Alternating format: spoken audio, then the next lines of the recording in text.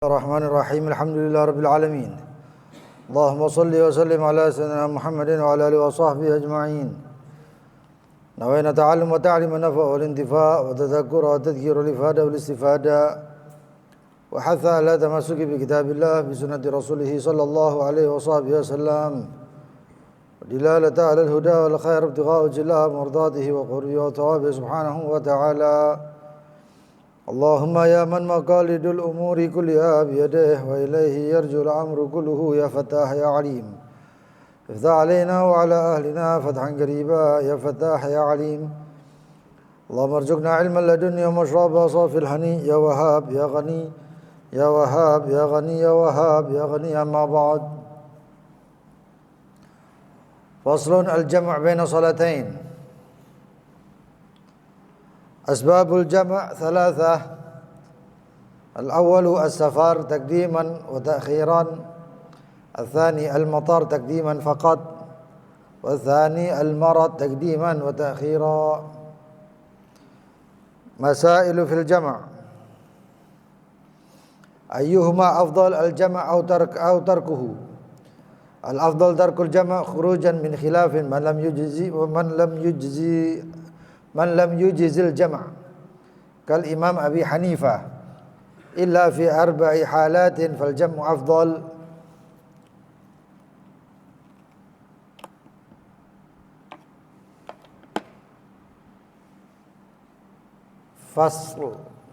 Pasal pembahasan jamak di dalam 2 sholat.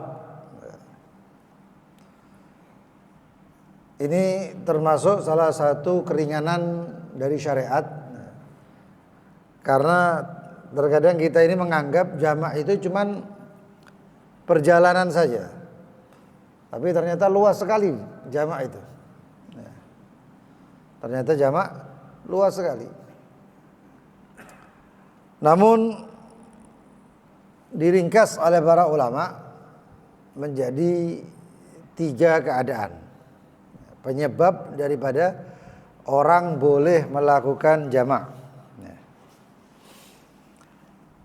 Asbabul jamak, penyebab diperbolehkan jamak thalatha, ada 3. Yang pertama as-safar, perjalanan. Perjalanan di sini tidak disyaratkan harus 82 km atau marhalaten, enggak harus disyaratkan jauh. Jamak di sini, perjalanan di sini adalah ketika seseorang lewat dari batas kota, maka dia sudah boleh jamak. Makanya mereka yang kadang-kadang hadir hall di Gresik, di Roha, ya, mereka menjamak. Yang dari Surabaya, mereka menjamak kadang-kadang. Kemudian bagi orang yang musafir ini ada 2 pilihan, yaitu jamaknya takdim yaitu mendahulukan sholat yang akhir dimajukan, atau takhir yaitu sholat yang pertama dimundurkan kepada waktu kedua. Itu jamak. Yang kedua al-matar, takdiman faqat, sholat jamak di waktu hujan. Dan itu pun persyaratannya bukan biasa. Ada tambahan persyaratan. Yang misalnya dalam keadaan hujan dan kemudian bukan di rumah tapi di luar rumah, yaitu di masjid. Maka orang yang seperti itu boleh jamak takdim. Itu takdim fil matar. Kemudian yang ketiga adalah al-marad, sakit yang bagaimana? Al-marad tubihu tayammum, sakit yang sekiranya dia itu diperbolehkan tayammum. Artinya jika seorang itu sakitnya, jika melakukan wudu, maka dia bisa makin sakit, lambat sembuhnya dan semisalnya, maka dia boleh jamak. Di antaranya orang yang terkena penyakit maaf pikun. Orang yang kena penyakit pikun. Maka boleh bagi dia untuk sholat. Walaupun ada pendapat yang lumayan lah. Kalau misalnya disebutkan ini khotor ini, bahaya ini. Ya, artinya bahaya itu asal jangan diremehkan saja tidak apa-apa. Ada yang mengatakan kalau orang kena penyakit pikun ma'dzur, udzur bagi dia. Udzur apa? Bahkan sholat. Sholat pun jadi udzur. Kenapa? Karena di dalam fikih kan udzurnya sholat itu kan ada dua. An-naum wa nisyan. Ya. Tidur, ketiduran, dan nisyan, lupa. Nah, dimasukkan di situ katanya. Tapi itu bagi orang yang pikun. Artinya kalau dia lupa, benar lupa saya tadi sholat apa enggak. Atau dia mungkin berpendapat saya sudah sholat, padahal dia belum. Kadang-kadang dia mengatakan saya belum sholat, padahal dia sudah. Ada yang seperti ini nih. Bahkan kalau meninggalkan sholat, itulah haraj. Enggak masalah baginya. Cuman bagi orang yang tahu di sekitarnya, keluarganya misalnya, maka bagi dia mengingatkan. Wajib. Sebagaimana wajibnya dia ketika membangunkan keluarganya yang atau orang yang tidur di waktu salat. Itu wajib. Nah terus kalau jamak bagaimana? Boleh. Sekiranya keluarganya tahu bahwasanya ini nanti kalau enggak jamak bakal ninggal sholat. Orangnya pengku lagi. Biasanya kan orang-orang yang kayak gitu kan pengku, keras kepala. Maka bagaimana? Boleh untuk dijamak. Begitu juga orang yang kena penyakit-penyakit yang lain. Misalnya orang kena stroke, jangan dipaksa. Ya. Ada orang tuanya dia kena stroke, disuruh wudhu setiap sholat maghrib. Ya. Kan kadang-kadang orang seperti itu nggak bisa nahan wudhu. Setiap sholat wudhu ya capek. Ya, maka bagaimana? Ada ini jamak fil marad.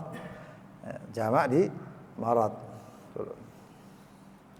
Termasuk kadang-kadang orang yang kayak gini ini kan hadas terus. Hadas. Masa setiap hadas disuruh wudu, apalagi yang sakit orang tua. Ya. Nah, maka boleh bagi dia wudu, salatnya jamak sekalian, tapi nggak bisa qashar karena qashar itu punya persyaratan. Jamak saja, nggak bisa qashar. Assalamualaikum warahmatullahi wabarakatuh. Lagi. Ya, jamak takdim. Kalau takhir boleh waktunya istirahat zuhur misalnya. Zuhur istirahat, jangan dibanguni. Agama Islam itu ya Allah, basyiru wala tunafiru. Ya, kasih bukan enteng, enggak repot agama ini. Tidur, jangan dibanguni, biarkan. Sampai kapan? Sampai ketemu asar. Sampai sudah mulai asarnya sudah enak, jalan asarnya keluar, enggak sampai dekat maghrib. Karena mempunyai asyghal, punya kesibukan untuk persiapan sholat maghrib. Ya. Begitu juga persiapan sholat asar. Kalau nggak dibangunkan waktu yang memungkinkan, nanti takutnya masuk sholat maghrib. Dibangunkan kurang lebih berapa? Ya dilihat. Biasanya ini masuk kamar mandinya sekian, ya, bersihkan hajatnya sekian, kemudian wudunya sekian menit, ya kurang lebih setengah jam. Ditambahkan sholatnya ya berarti 45 menit bangun. 45 menit sebelum maghrib bangun. Sholat. Jamaknya jamak takhir. Lu kan jamak takhir. Nah ini permasalahan ya. Nanti insya Allah lewat juga nanti ini. Permasalahannya apa? Kan jamak itu salah satu syaratnya harus niat di waktu yang pertama. Loh, waktu pertama tidur. Bagaimana? Ada pendapat. Loh ini enaknya Islam itu gitu. Ada pendapat Al-Imam Al-Muzani. Ya. Ada yang mengatakan Al-Imam Mazani, Al-Imam Muzani. Beliau mempunyai pendapat bahwasanya enggak perlu niat, pokoknya jamak sudah. Enggak perlu niat di waktunya. Walaupun di luar niat di salat pertama, harus niatnya zuhur, niat takhir, itu harus zuhur atau niat takrib. Enggak. Masih walaupun nanti ada ketika dia mau sholat sudah niat aja jamak. Pakai pendapat tersebut. Kenapa? Udzur, orang sakit. Kalau kita bagaimana? Ya jangan. Kan enak. Enak Islam itu. Syariat itu enak, enteng. Tapi syariat itu kadang-kadang apa? Kalau kencang dia itu elastis ya. Tapi kalau elastis kadang-kadang dia kuat kencang. Oh enteng ya ternyata begini. Jangan dientengkan, tetap nggak boleh meninggalkan sholat. Nah kerasnya di situ. Tegasnya di situ syariat. Nggak boleh ninggal sholat titik. Lo sakit jamak. Lo perjalanan berapa kilo? 82 parhalatan. Iya qasar. Jamak. Boleh tidak ninggalkan? Nggak boleh. Nggak boleh. Wah dia koma, sudah nggak sadar 1 minggu, terus bagaimana? Sadar, suruh sholat, godok. Kalau sholat nggak bisa tinggalkan. Jadi syariat, ini syariat. Kemudian al-marad taqdiman atau takhiran. Begitu juga ada pendapat ya, yang disampaikan oleh Syekh Nuruddin Itr. Ada Syekh Nuruddin Itr. Beliau itu alim, faqih. Kelasnya itu seperti kelasnya Syekh Muhammad Sa'id Ramadan Al-Buti. Faqih. Beliau itu juga memiliki pendapat termasuk salah satunya. Bukan pendapat beliau juga nukil dari ulama-ulama terdahulu. Salah satunya apa-apa yang kalau dia itu jika tidak jamak maka yufawwid akan menghilangkan atau bisa kehilangan ya, atau mengalami kerugian tertentu. Seperti apa contohnya? Seperti seseorang yang dalam keadaan pernikahan misalnya. Orang nikah atau orang takut barangnya hilang. Ini barang hilang. Ini kalau saya sholatnya nggak jamak, wah bahaya ini. Ini bisa kehilangan saya. Ya. Akhirnya dia sholat jamak takdim misalnya. Assalamualaikum warahmatullahi wabarakatuh. Karena perjalanan yang kedua nanti waktunya asar saya masuk di tempatnya bahaya ini. Tempatnya ini bisa banyak perampok, banyak pencuri dan lain sebagainya. Maka kalau saya tinggal sholat ini barang hilang. Seperti halnya seperti itu. Begitu juga orang yang di make up, ya. Orang nikahan, yang ke resepsi itu, ya. Nikahannya malam. Ya. Ini luar daripada hukum resepsi dan lain sebagainya ya. Di luar hukum itu. Ini sekarang contohnya kayak orang perempuan atau pengantin perempuan di make up. Make up harganya berapa? Make up itu kadang-kadang sampai jutaan. Make up itu sampai kadang-kadang jutaan. Mahal. Waktu di make up maghrib. Ya. Atau kadang-kadang make upnya sebelum maghrib. Loh masuk waktu maghrib, masa mau dihapus? Kalau mau dihapus bagaimana? Mengalami kerugian nanti. Dicas lagi, wah nggak bisa ini kalau dihapus ya. Wah saya yang penting kan sholat ya terserah. Dihapus itu. Wah dihapus, begitu dihapus kena cas. Kena denda berapa? Sekian juta. Karena diulangi lagi. Nah, ada pendapat mengatakan bahwasanya kalau seperti itu bagaimana? Boleh bagi dia jamak takhir. Ya sudah lah apa-apa, saya bismillah, saya maghribnya lewat, saya masuk, tapi niat tadi. Ya, di maghribnya niat. Nawaitul jamak takhir. Misalnya maghrib ilal isya. Nah, lillahi ta'ala. Niat sudah. Selesai niat, udah. Di make up sampai isya duduk di kuade atau apa dan lain sebagainya. Nanti selesai semuanya dihapus, sholat sekarang jamak takhir. Sampai seperti itu. Saking luasnya Islam, saking luasnya syariat. Wah kita. Kemudian masail fil jama'. Ini permasalahan-permasalahan yang ada di sekitar sholat jama'. Sholat jama'. Ayyuhuma afdal? Mana yang lebih utama? Orang melakukan sholat jamak atau ditinggal sholat jamaknya? Gak usah sholat jamak, sholat pada waktunya aja katanya. Maka di sini dikatakan al-afdal, yang lebih utama tarkul jamak, meninggalkan sholat jamak. Dia bisa jamak tapi ditinggal. Itu lebih afdal daripada orang melakukan sholat jamak. Kenapa? Khurujan min khilaf, keluar daripada pertentangan atau perselisihan pendapat di dalam madhab-madhab. Karena dikatakan di sini menurut madhab al-Imam Abi Hanifah. Ya. Madhab Imam Abi Hanifah lebih mengunggulkan bahwasannya jamak itu nggak boleh, ghair jaiz, nggak boleh jamak. Tapi madhab Imam Syafi'i memperbolehkan apabila ada perbedaan pendapat antara ulama, maka ditinggalkan lebih baik. Ditinggalkan lebih baik. Illa fi arba'i halat, kecuali ada 4 keadaan yang sholat jamak itu lebih utama daripada ditinggalkan.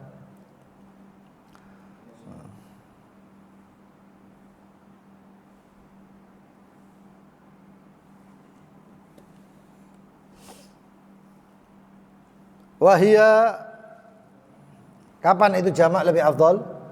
Yang pertama fil hajj, ketika orang melakukan ibadah nusuk haji. Orang melakukan ibadah haji kapan biasanya? Biasanya waktu Arafah. Ya. Fi yaumi Arafah, ketika hari Arafah. Ya. Hari Arafah itu berarti tanggal berapa itu? Tanggal 9. Kalau sekarang ini hari Ahad ya, mungkin hari Ahad. Itu dianjurkan li ghairil hajj, selain orang haji untuk puasa. Walaupun dia di haram, di Mekah, Madinah. Ghair waqif, selain orang-orang yang melakukan wukuf di Arafah dianjurkan untuk dia puasa. Nanti ada perbedaan. Arafahnya di Mekah itu hari Sabtu. Sedangkan Sabtu di Indonesia tanggal 8. Lalu bagaimana? Salah jika dia kemudian mengatakan puasa Arafahnya itu sesuai dengan keadaan wukuf di Arafah. Walaupun ada ulama yang mengatakan enggak, Arafah ya Arafah. Ya. Tapi yang dikatakan di sini untuk selain haji atau dalam itu bukan shaum Arafah, karena bertepatan di hari Arafah maka dinamakan Arafah. Tapi yang benar itu adalah puasa tanggal 9 Dzulhijjah. Karena tanggal 8-nya tarwiyah namanya. Tanggal 7-nya namanya Yaumuz Zinah. Yaumuz Zinah.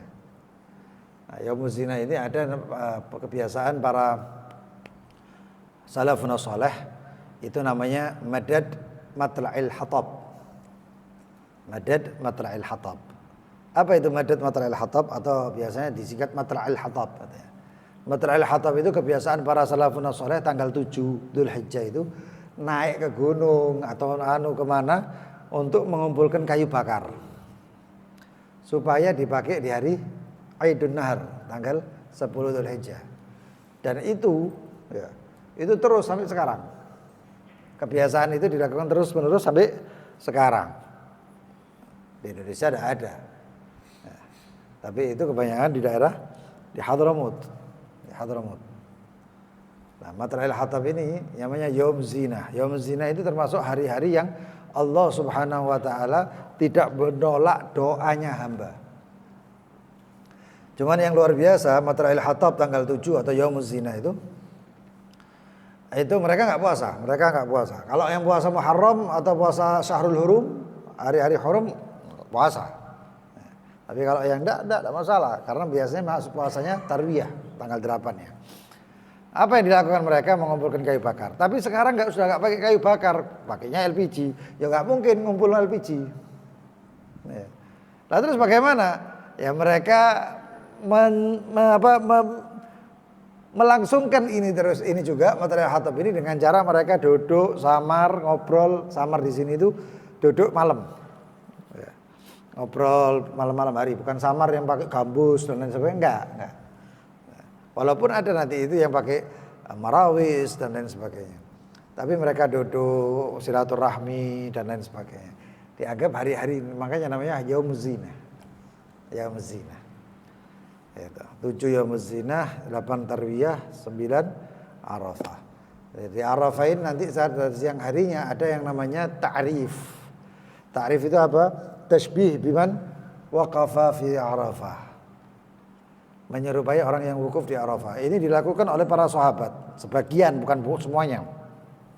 Sahabat, termasuk juga Sayyidina Hasan Al-Basri melakukan itu. Imam Ahmad bin Hanbal melakukan itu semuanya. Ahlu Tarim melakukan itu. Nah, di sini insya Allah ada. Kalau nggak salah di mana? Nur Syamsiyah ya. Itu berdoa. Kemudian kita kembali ke topiknya ya. Yaum Arafah fayajma' adz-dzuhur ma'al 'asr. Maka orang-orang di Arafah jamak. Jamaknya bagaimana? Jangan jamak takhir karena inti melakukan perjalanan nanti ke Musdalifah. Dan terus bagaimana? Salat di situ.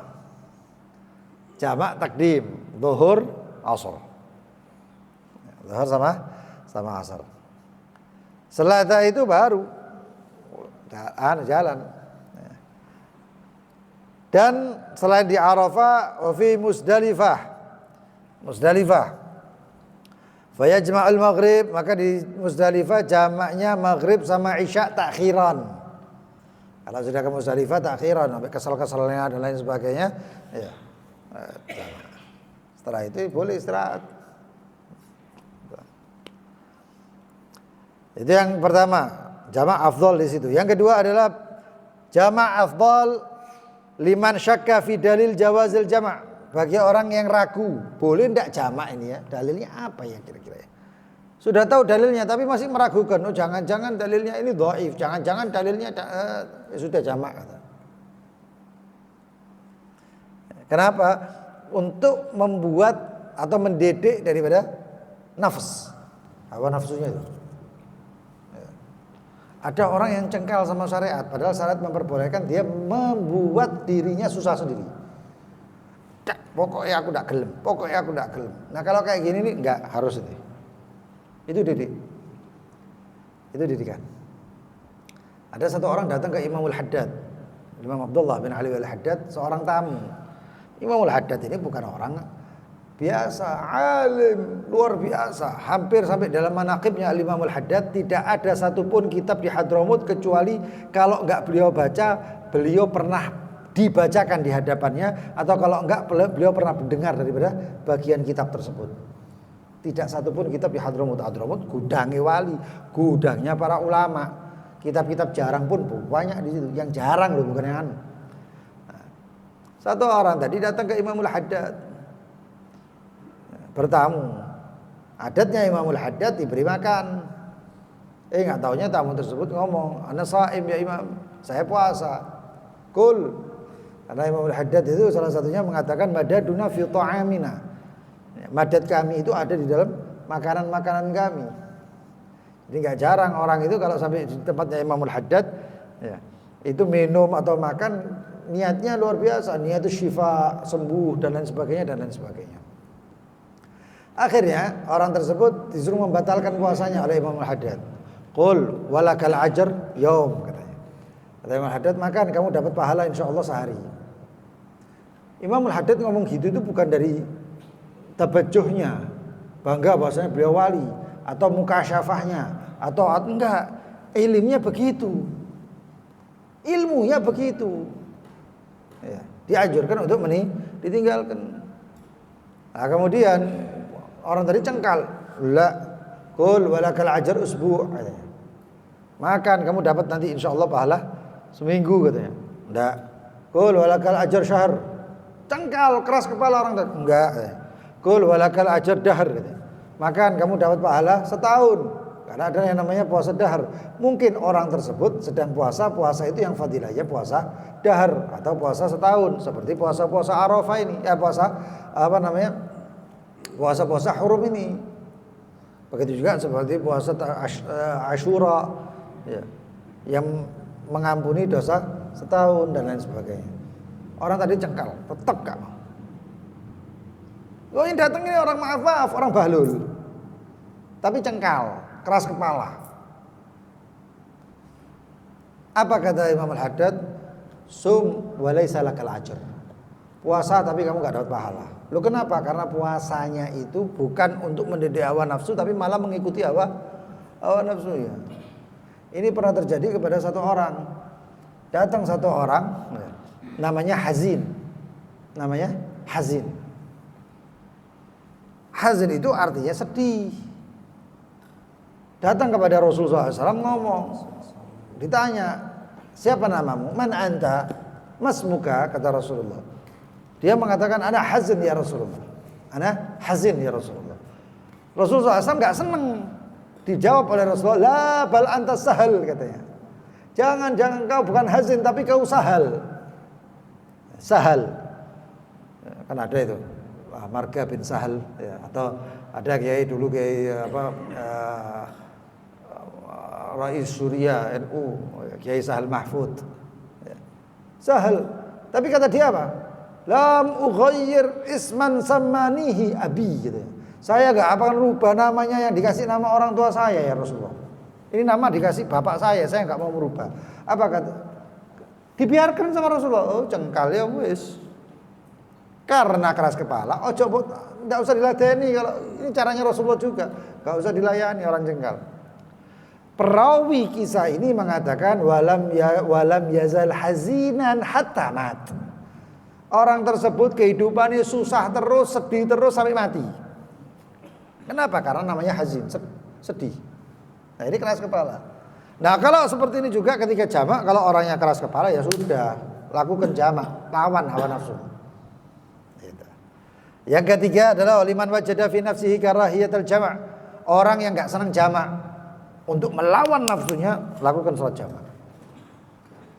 Ini syariat. Yang keempat, wa idza kana mimman yuqtada bihi fi hadratin nas.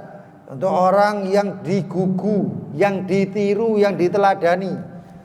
Jangan terus kemudian membuat syariat seakan-akan tidak ada. Syariat jamak seakan-akan tidak ada, lalu dia meninggalkan jamak. Enggak.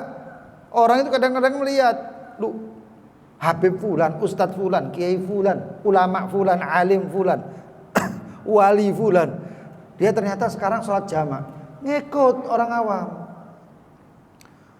Tapi kalau misalnya dilihat orang jamak, tapi dilihat orang satu ini alim, ini nggak sholat jamak, akhirnya nggak sholat jamak juga. Ini akan jadi apa? Jadi dalil bagi orang awam. Sampai kemudian nanti suatu saat ada orang melakukan sholat jamak, dia nanti mengingkari orang yang sholat jamak. Nggak, ulama fulan aja nggak melakukan kok, ngapain jamak? Nah, ini nggak boleh kayak ini. Orang fadl, orang yang utama, orang yang punya keutamaan, ya, orang yang dicontoh, orang yang ditiru, bahasa kerennya trendsetter, ya, itu harusnya paham keadaannya dia. Gitu. Harus tahu apa yang dia lakukan, supaya nggak ditiru apabila itu buruk dan dicontoh apabila itu baik. Itu semua penyebab, termasuk salah satunya jika orang tersebut kalau tidak jamak, kalau dia jamak, misalnya saya mau jamak takdim, kalau dia jamaknya sendiri. Ya. Tapi kalau dia nggak jamak, nanti dia bisa sholat berjamaah. Maka lebih baik bagi dia untuk meninggalkan jamaknya dan melakukan sholat berjamaahnya. Paham ya? Oh, saya sholat jamaah ini munfarid. Ya, zuhurnya saya sholatnya jamaah, asarnya nanti saya bisa kosong. Ya. Bagaimana? Sedangkan di sini tempatnya musafir, sholat jamaah di sini. Itu afdal. Enggak, nanti akhirnya sholatnya kalau di sini saya munfarid, tapi nanti kalau saya jamak, saya tinggalkan jamak, saya bisa sholat asar berjamaah di tempat tersebut. Jamak. seperti itu, fleksibel lah ya. Hakadha wallahu taala a'lam bissawab. Kita doa zikir hari Selasa seperti biasanya. Kita niatkan bukan untuk kita sendiri, tapi kita niatkan untuk orang tua kita, keluarga kita, anak-anak kita ya, guru-guru kita, orang-orang yang kita kasihi semuanya. Ya, termasuk orang-orang yang kita kasihi, jamaah kita, santri kita dan lain sebagainya, tetangga kita, supaya dijauhkan daripada keburukan-keburukan. Begitu juga mereka yang ada di Palestina, di Gaza, di Rafah. Begitu juga salah satu keburukan yang sakit-sakit, penyakit-penyakit, Allah hindarkan semuanya. Yang sakit disembuhkan, yang sedih dibahagiakan, yang susah diangkat kesusahannya, yang banyak utangnya dilunaskan, yang kurang lancar rezekinya dibanyaki, diberkahi oleh Allah SWT. Amin ya rabbal alamin. Bismillahirrahmanirrahim. Allahumma ya kafiyal bala, ikfinal bala قبل نزوله من السماء. يا الله يا الله يا الله يا الله يا الله يا الله يا الله. اللهم يا كافي البلاء اكفنا البلاء قبل نزوله من السماء. يا الله يا الله يا الله يا الله يا الله يا الله يا الله. اللهم يا كافي البلاء اكفنا البلاء قبل نزوله من السماء. يا الله يا الله يا الله يا الله يا الله يا الله يا الله. ربنا انفعنا بما علمتنا، رب علمنا الذي ينفعنا، رب فقهنا وكرامات لنا في ديننا مع أهل القدر أنثى وذكر. رب وفقنا ووفقهم لما ترتدي قولا وفعلا كرما، وارزق الكل حلالا دائما، وأهل أدعياء نحظى بالخير ونكفى كل شر. ربنا اصلح لنا كل شؤون، وأقر برضا منك العيون، واقضي عنا ربنا كل الديون قبل أن تأتينا، واستر أنت أكرم من ستر.